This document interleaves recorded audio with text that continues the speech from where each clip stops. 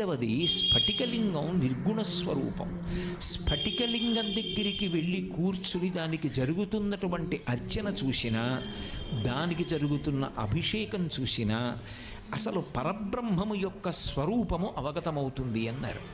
ఎందుచేత స్ఫటికలింగమునకు ఉన్న రంగేది అని అడిగారు అనుకోండి, అసలు స్ఫటికానికి ఈ రంగు ఉంటుందని చెప్పడం కష్టం.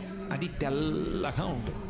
శాంతం పద్మాసనస్థం శశిధర మకుటం పంచవక్త్రం త్రినేత్రం అంటూ పరమశివుడు ఎలా ఉంటాడు అని వర్ణిస్తే స్ఫటికమణినిభం పార్వతీశం నమామి. స్ఫటికమణినిభం, స్ఫటికం ఎలా ఉంటుందో అంత తెల్లగా ఉంటాడు.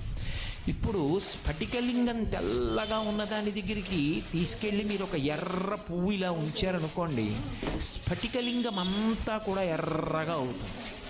ఇప్పుడు ఎందుకు ఎర్రగా అయింది? దాని ముందుకు ఒక ఎర్రటి